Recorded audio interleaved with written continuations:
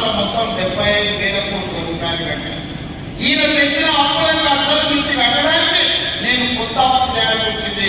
60,000 కోట్ల ఇప్పుడు అప్పు చేసి ఇంకో 15,000 కోట్ల రూపాయలు నేను సంపాదించింది కలిపి చంద్రశేఖరరావు చేసిన అప్పుకు నేను కప్పం కట్టిన 75,000 కోట్ల రూపాయలు. ఒక్క రూపాయలు తక్కువ మీరు లెక్కలు అడగండి, అన్ని వివరాలు నేను ఇస్తాను. ఇవాళ చంద్రశేఖరరావు మనల్ని అప్పుల కుప్పగా తయారు చేసిన రాష్ట్రాన్ని పరిష్కరించుకుంటూ ఒకటొకటిగా పరిష్కరించుకుంటున్నాను. ఆనాడు ఈరోజు ప్రభుత్వ ఉద్యోగస్తులను నేను అడుగుతున్నాను, మీ గుండెల మీద చేయి పెట్టుకొని మీరు ఆలోచన చేయండి. చంద్రశేఖరరావు ఉన్న రోజులు మీ జీతాలు ఎక్కడ వచ్చినా మీరు లెక్క చూసుకోండి, మీ బ్యాంకులో ఖాతా తెచ్చుకొని చూసుకోండి. ఎన్నడూ మీ జీతం వస్తుందో మీకు తెలియని పరిస్థితి. 1 తారీఖు నాడు మీరు తెచ్చుకుని అప్పులకు బ్యాంకులు కట్టాలి, పాల పైసలు కట్టాలి, పిల్లల బడి ఫీజులు కట్టాలి, ఇంటి కిరాయి కట్టాలి. ఎన్నడన్నా చంద్రశేఖరరావు ముఖ్యమంత్రి ఉన్నంత కాలం మీకు 1 తారీఖు నాడు జీతాలు వచ్చినాయా? నేను కాంగ్రెస్ పార్టీ అధికారంలోకి వచ్చిన తర్వాత ప్రతి నెల 1 తారీఖు నాడు మీకు జీతాలు వస్తున్నాయా లేదా? ఎవరెవరి ప్రభుత్వ ఉద్యోగస్తులకు ప్రతి నెల 1 తారీఖు నాడు జీతాలు వస్తున్నాయో వాళ్ళు గుండె మీద చెయ్యి పెట్టుకొని జీతం వస్తే నాకు ఓటేయండి, 1 తారీఖు నాడు జీతం రాకపోతే నాకు ఓటు ఇవ్వద్దని నేను అడుగుతుంది. ఈరోజు ప్రభుత్వ ఉద్యోగస్తులు తమ జీవితాన్ని సర్వాన్ని ఈ రాష్ట్రానికి అందించిన ప్రభుత్వ ఉద్యోగులు రిటైర్ అయితే రిటైర్మెంట్ బెనిఫిట్స్ ఇవ్వడానికి ఈరోజు ప్రభుత్వం దగ్గర పైసలు లేని పరిస్థితి. రిటైర్డ్ ఉద్యోగస్తులకు 8,000 కోట్ల రూపాయలు బకాయిలు పెట్టి చంద్రశేఖరరావు బకాసులు కూడా మారిపోతే ఇవాళ 8,000 కోట్లు తీర్చడానికి ఇవాళ నడుము ఉండిపోతుంది. ఇవాళ 8,000 కోట్ల రూపాయలు రిటైర్డ్ ఉద్యోగస్తుల బెనిఫిట్స్ ఇవ్వాలి అంటే ఒక ఆయన వస్తాడు, బిడ్డ పెళ్ళి ఉంది సార్, వెడ్డింగ్ కార్డు చూపించి నా బిడ్డ పెళ్ళి ఉంది, ఎట్లయినా నా బెనిఫిట్స్ సార్, నేను హాస్పిటల్ కదా అని ఒక ఆయన.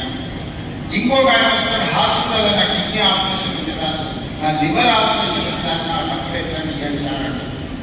ఇది మా సొమ్ము కాదని వాస్తవంగా వాళ్ళు దాచుకున్న సొమ్ము, వాళ్ళ సొంతం కష్టపడి 35 ఏళ్ళు ప్రభుత్వం దగ్గర దాచిపెట్టుకున్న సొమ్ము మొత్తం కథం పట్టి ఖజానా ఖాళీ చేసి ఫామ్లో పోయి ఆయన కోట్ల పడుకుంటే ఈ రిటైర్డ్ ఉద్యోగుల బెనిఫిట్స్ ఇవ్వడానికి నెలకు 300-400 కోట్లు ఇవ్వాలంటే నాకు గగనమైన పరిస్థితి.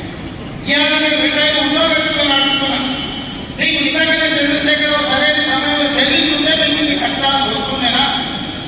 ఇవాళ అట్లాంటి చంద్రశేఖరరావు మోసం చేసిపోతే ప్రతి నెల నేను ఇవ్వడానికి ప్రయత్నం చేస్తున్నా.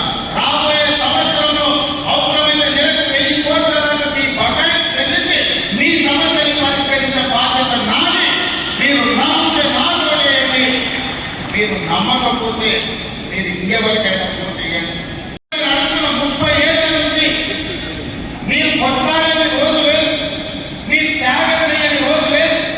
మీరు ఇన్ని కొట్లాడి ఢిల్లీ నుంచి ఢిల్లీ వరకు కొట్లాడి మోడీని మీ కృష్ణమార్గం కౌగిలించుకున్నాడు, మోడీ కృష్ణమార్గం ముద్దు పెట్టింది, కానీ మీ లెక్క చెప్పినాడని వర్గీకరణ చేసిన.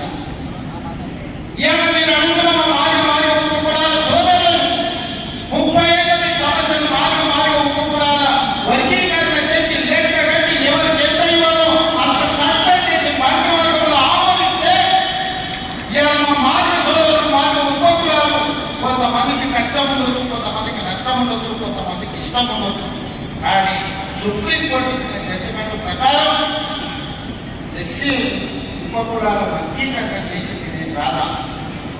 ఇవాళ నేను అడుగుతున్న మా ఎస్సీ సోదరులను, ఎస్సీ వర్గీకరణ చేసింది రేవంత్ రెడ్డి అయితే నరేందర్కు ఓటేయండి, నరేందర్ను గెలిపించండి. ఇవాళ నేను చెయ్యలేదు అంటే మోడీ